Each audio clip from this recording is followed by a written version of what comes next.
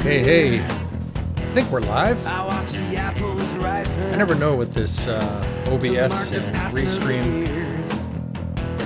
Looking for it. I'm looking for the live feed. Mystic stars screaming for something to eat. Oh, look at that. There we are. Some sort of greasy chow mein. Okay, we are live. Hey. Yeah, that's the Shade Makers. The Shade Makers. A band I used to play in a long time ago. Welcome to the end of Bitcoin. Or is it really the end of Bitcoin? If you just bear with me for a moment, what I'm actually trying to do here is to share this out onto other Facebook networks. And here we go. Okay, and I know that we're still there. We'll change the camera to there. Let's go with the share. And my computer is just being slow, so let's see what happens here if I click on this. No, that's not doing it. Anyhow, we'll figure it out. We can always share later, right? We can always share these things later. But let's dive into this because there was some news out today. Oh, look at that. Share to a group. How about that? How about we share to a group? There was some news out today from Turkey. Turkey actually banning crypto in their country. And so we're going to talk about that. We're going to... Oh, gosh. It takes me a while to figure this stuff out. And plus the computer's slow with so much going on here. There we go. Okay, I think that's being shared. I'm not sure. We're just gonna go with it anyhow. Okay, let's go. Enough of that. So Turkey came out and banned crypto, and as a result, Bitcoin fell in price last night. I'm coming to you on Friday, April 16th, and I think it's important to share some stuff here. Is this the end of Bitcoin? And the reason I bring this up is because Ray Dalio had talked about the idea that the governments would ban crypto and what that would look like if that happened. And so clearly we can see there's going to be some reaction anytime a government decides that they're going to ban crypto. And I don't think we need to panic about that, to be honest. I think we can actually just be with this as this unfolds, because I would say largely the people of the world are speaking in terms of what they value, and what it's telling me that they value more than anything is freedom and the right to have free money. And I don't mean free as in there's no cost to it. I mean the freedom to choose, right? That's what we're talking about. So let's look at this. So we're going to go through today. Turkey bans crypto. Ray Dalio's thoughts on that he had shared. He's shared numerous times. Fair money. What does fair money mean? Well, to me, fair money equals sovereignty. It equals our ability to be sovereign citizens, have a say in our lives. And isn't that what we really want? We're going to talk about Visa. A few weeks back, Visa jumped into the crypto pool.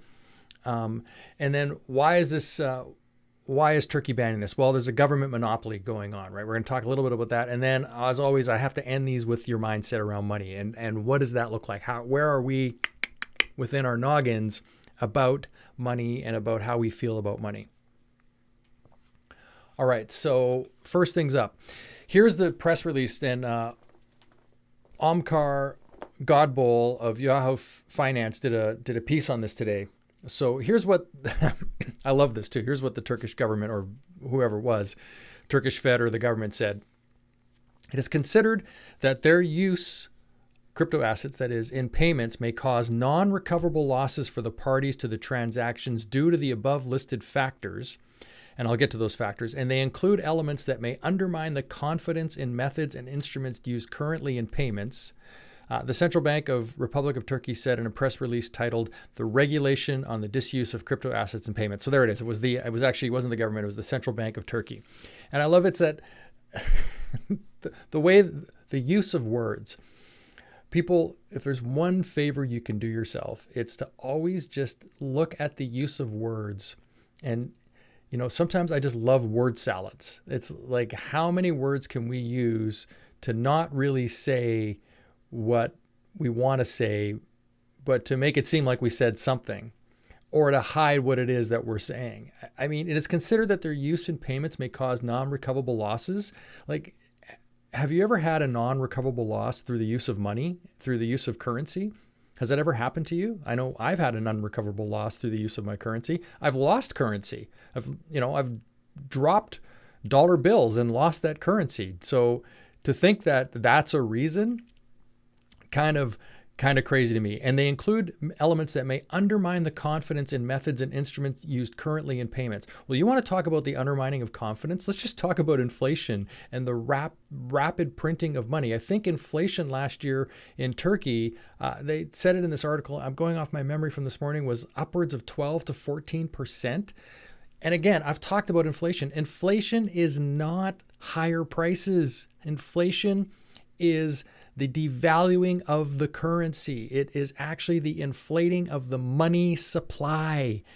We print more money, we devalue the currency that you have every time, and they're printing money all over the world. So what are they doing? Everybody's currency is being devalued. And let's look at it here. Let me go to, here, I got to get my cursor over here. Let me go to my camera here. So here's the thing. Here's the thing that we got to understand here is that if I can lend you money to, no, sorry, let me rephrase. Back up. Back up. If I can borrow money today with this currency and pay it back to you 10 or 15, 20 years from now with a currency that I've devalued, right? If I'm the central bank or if I'm the government, if I can do that, who wins? Right? Who wins in that transaction? Is it me or is it you? Right? I borrow your money today, you lend it to me, I give you the current rate, which is what's the 10-year rate right now? 1.6%, I believe. Somewhere around there is the 1.6% government rate in the US. So, and I'm going to inflate the supply, the money supply, at upwards of, I've talked about this before. If we look at what is really going on with asset inflation, we're looking at double-digit inflation, not the CPI, but double-digit inflation. So I'm going to borrow your money today and pay it back to you with the same currency that is worth way less than what I borrowed it at, and I'm going to pay you really a little amount for that. So you can see that it's. Anyhow, let's get back to before I go off too far, let's get back to so here it is. And it is considered that their use in payments may cause non-recoverable losses, right? That whole speech there just makes crazy. But here's the points that they were trying to make. They are neither subject to any regulation and supervision mechanisms nor a central regulatory authority. So this is we're talking about cryptocurrencies, that they are not subject to any regulation and supervision mechanisms nor a central regulatory authority. In other words, we don't control it. That's really what that is that we have no control over it. We can't regulate it. We can't print more of it. We can't take advantage of you through our control of that monetary supply. Their market values can be excessively volatile.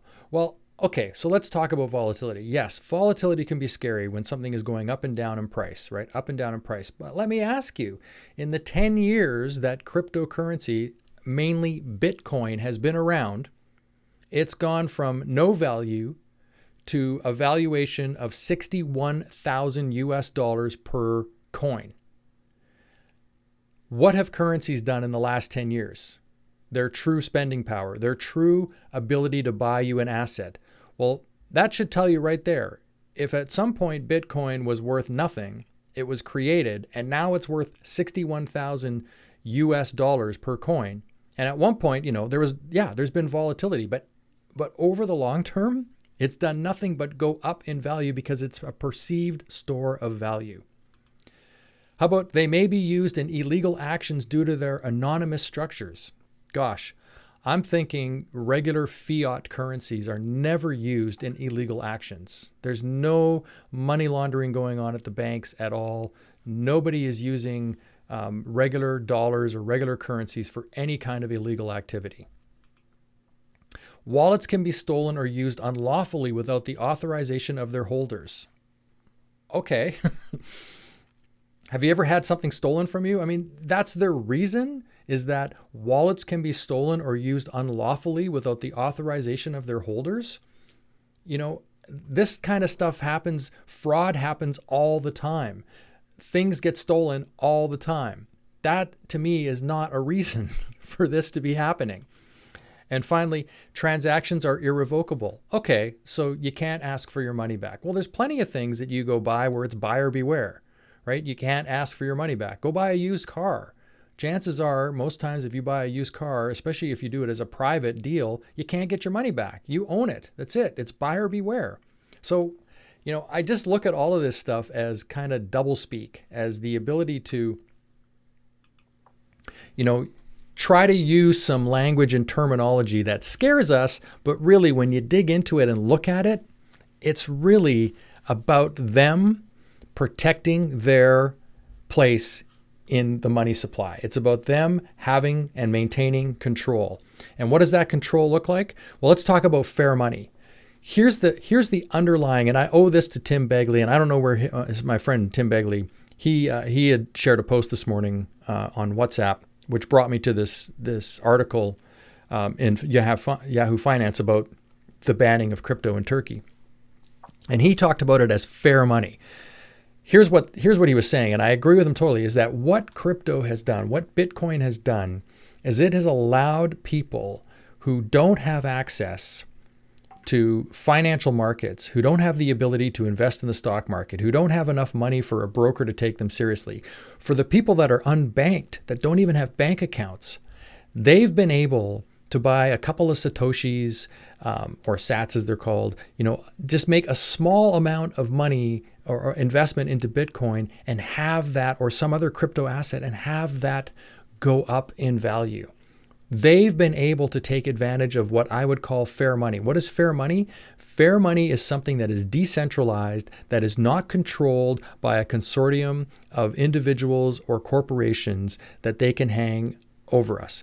It's basically avoiding a cartel. If you think about the oil cartels, where they have a monopoly on oil, they control it, they get together, they decide how much they're going to release, which moves the prices of oil. Well, guess what? Banking is a cartel.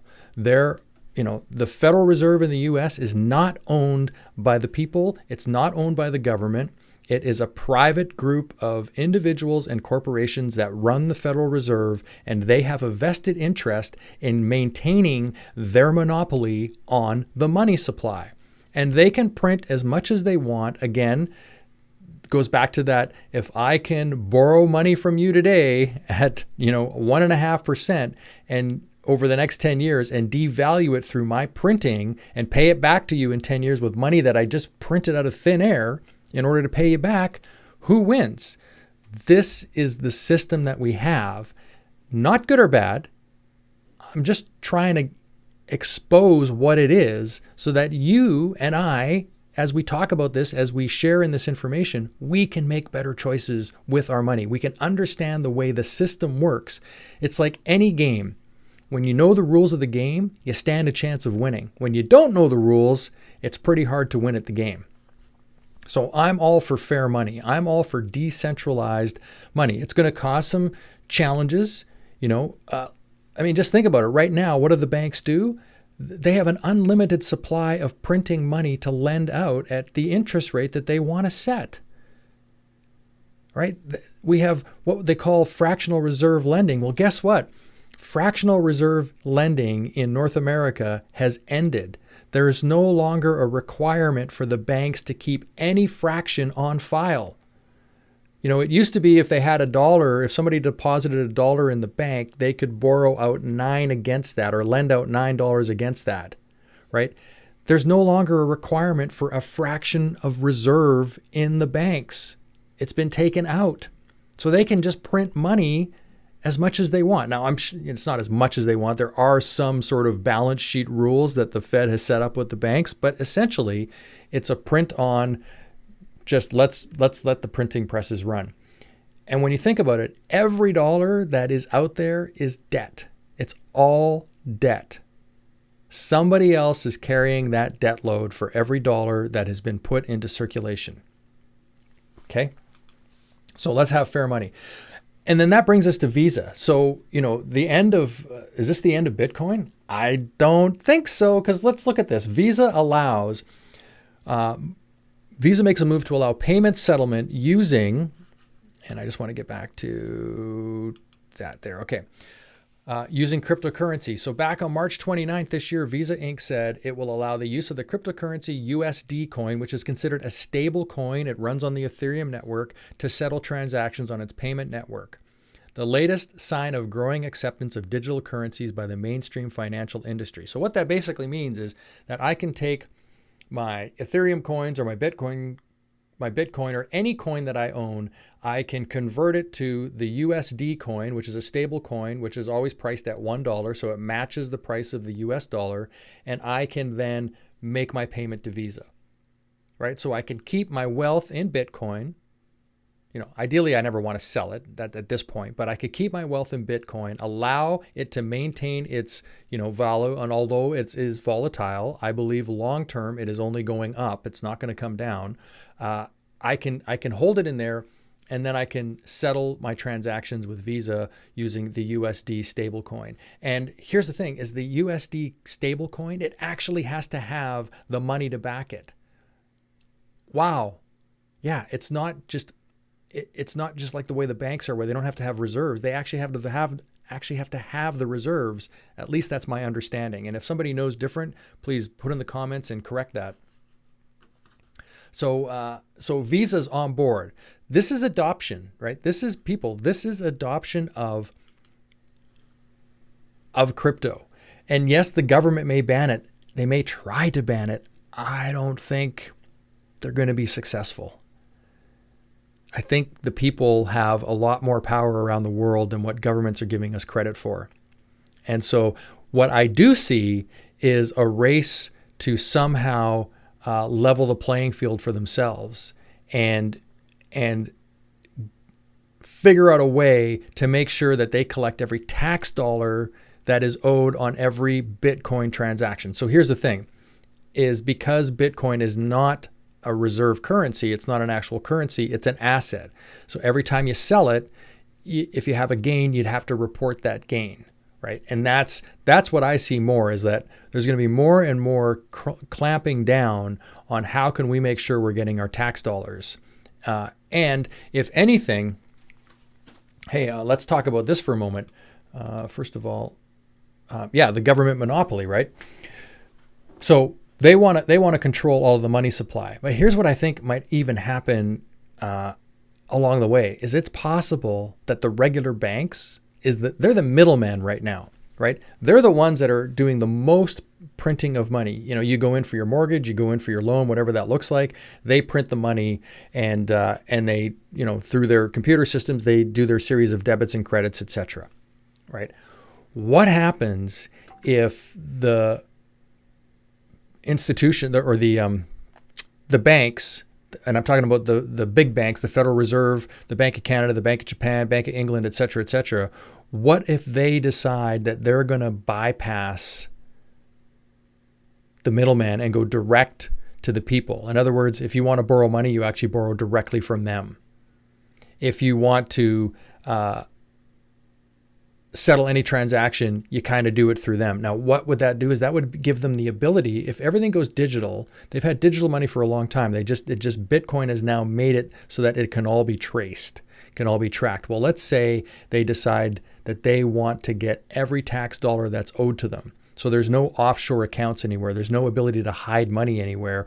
Everything is cryptified. I don't think that's a word, but cryptography is used. Now they can track every transaction, every dollar, and they know that they're going to get all of their tax monies. Because essentially what do governments need to operate? They need their tax dollars.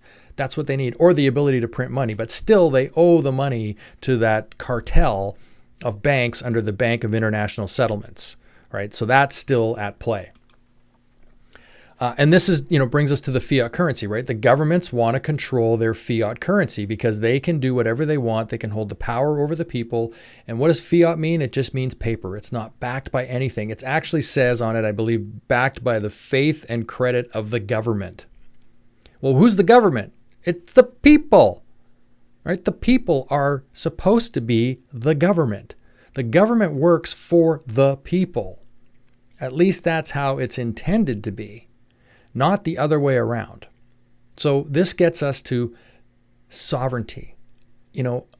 All I want to be able to do, and maybe this is true for you, and maybe I'm crazy, all I really want to be able to do is to live my life peacefully, have sovereignty over my body, what goes into it, what I wear, that kind of thing. I want my freedom. I want the ability to provide for my family and make a solid living and communicate with others in the world and share in ideas and transactions on a fair and equitable system where all have the opportunity to win. That's really all I'm asking for. I don't want extra advantages from others. I want everybody to have the same opportunity to grow themselves personally, grow their wealth personally, share and live a good life. That's all I'm asking for. And I want to be able to do it peacefully with my rights and freedoms intact. The things that my father, my uncles, my grandfather, the things they fought for the country I live in, which was the rights and freedoms for me to choose. That's all I'm asking for. I don't think that's crazy. I don't want to fight with people about it. I just want to have the right to choose and that freedom of choice. I want sovereignty over how things are going to go in my life and the choices available to me. I want them to be vast, right? Anyhow. And then, finally, I'll close this off now with a money mindset. And what I talk about all the time with a money mindset is paying attention, right? As you pay attention to the things that are going on the financial scale, as you start to just even read one article a week, whatever it looks like, as you start to pay attention and really just take a moment. Those are the details. And as those details start to filter in, your awareness of what's going on with your own personal finance, if you run a business with your own business, begins to up-level. You begin to take on greater authority, sovereignty over your own situation. And then chances are you're going to want to share that with others. You're going to want to be an example for others. And then we all get to support each other, right? We become unified in a community of like-minded individuals wanting to support one another. What I've seen in my lifetime is the disappearance of the middle class. Like that is disappearing right in front of our faces. And if we don't pay attention, it's going to be gone. And we're only going to have two classes. Those with a lot and those with little. That's it. So we need to start paying attention, opening up our awareness, and beginning to align our money with our values and aligning with the people that hold the same values as we do. That's my belief. Thanks so much for joining me today. And let's play some outro music.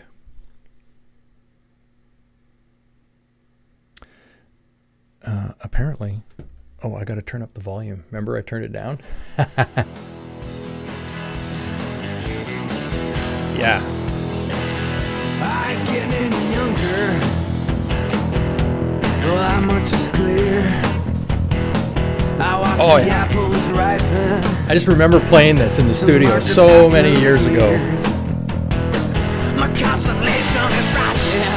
Anyhow, have yourself an amazing day.